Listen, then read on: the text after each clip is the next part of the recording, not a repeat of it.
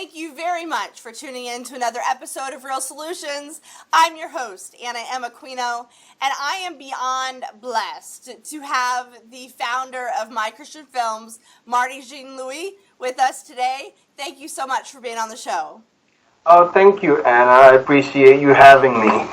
Absolutely. I had the blessed honor to meet Marty when I lived in Orlando, and he is doing some great things for the kingdom. So, as I said, Marty, before, we always say that I believe with this show that we have a real God that works in the lives of real people, and Amen. He gives us real solutions. So what is your story? How did God get you from where you started to where you are now? Okay, the very, very short version. At the age of 9, right around 9, 10 years old, my dad, who has been a pastor, and he said, "Here's a camera. You need to learn how to do this and film me." Wow. Okay, I was very obedient, but I didn't really want to, because I wanted to play, But I did. As I get older, I started liking it, and as I became a teenager, I was not interested in that kind of stuff. I was interested in other things. And to skip forward, I wanted to go to college to learn film and broadcasting. Mm-hmm. And I was extremely excited to do so. I did take one photography class in high school, and I said, okay, I really want to do this. So I took one class. I took some prerequisites, but when I started getting into broadcasting, I took one class. I'm like, this is great. What I'm about to tell you next it gets weird. At the end of the class, I was told that, and I'm not sure if this was an advice or it was a racial thing, but because of my skin color, because I'm black, I would not make it in the industry. No way! Someone told you that? Yeah. But again, I don't know if it was they trying to help me. Yeah. Or it was a racial thing. I don't know. Wow. I don't want to assume that it was. But either way, it was said. Wow. So because of that, I decided to change my major. So I took one class, and that was the end of my dreams. So it appears. So I graduated computer science. I did the whole computer science thing as a career, and it worked out great. Had a great job until I started, feeling, there's more. Yeah. This is not my purpose in life. Wow. So I didn't want to go back to school for that, because I was kind of hurt from that. So, and again, I'm skipping a lot of things. Yeah. But I started learning on my own, and I started asking people that are in the industry. Mm-hmm. And what I realized is people that are in the industry, they're not selfish. They are willing to tell you. They're willing to teach if you're willing to learn. Mm-hmm. So I was asking a lot, and I was, making a lot of mistakes, doing things, and I thought it was really the best way for me to learn, and it was.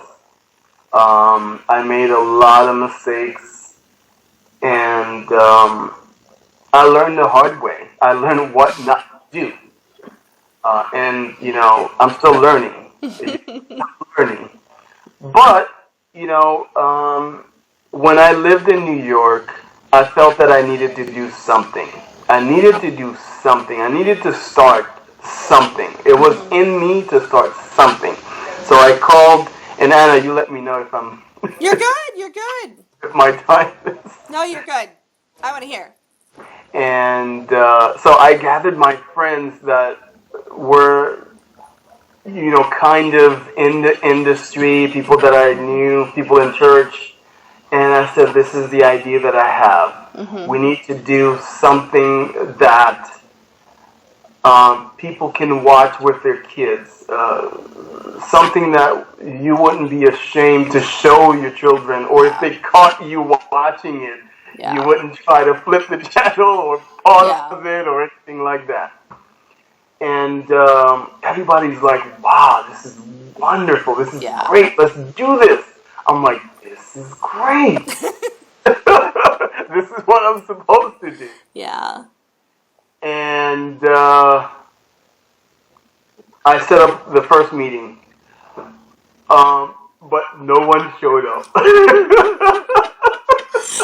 that always happen? No one showed up. Set up another meeting. No one showed up. Oh, that's funny. I'm like, maybe this isn't what I'm supposed to be doing because it shouldn't be this hard. Again, I'm skipping a lot of things. So fast forwarding, I sort of like, okay, let me let that go. Maybe I was not hearing God. Maybe it was just me.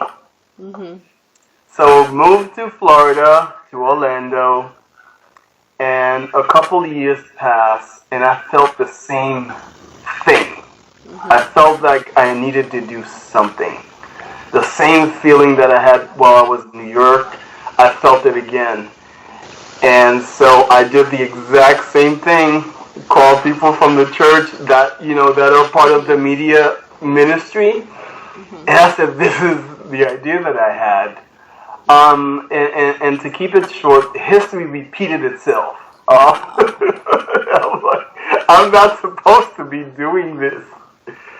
So it happened a couple of times, but I kept feeling the urge to do something. And on the third time, I'm like, if this doesn't work out, I'm giving up. Right. It's not me, Lord. I've tried. Right. Yeah. So again, to keep it short, I was covering an event at Northland, which I think Northland Church. And I met a young lady, and I told her about what I was planning, and she's like, "Let's do this. Let's do this." I'm like, "Oh, this is great," but I know what probably gonna happen. And I happened to be doing an experiment. So I wanted to do a short film. And I put an ad on Craigslist. And I met another young lady, and I told her what I wanted to do. And she's like, oh my gosh, that's great. I've always wanted to get involved in something like that. So I set up a meeting. And I'm like, here we go. And they showed up.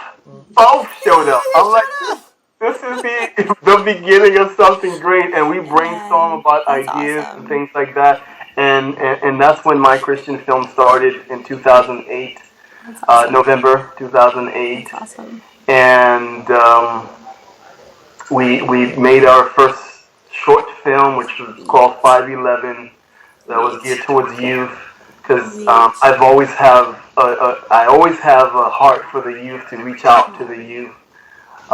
And from that point on, we started doing so many other things.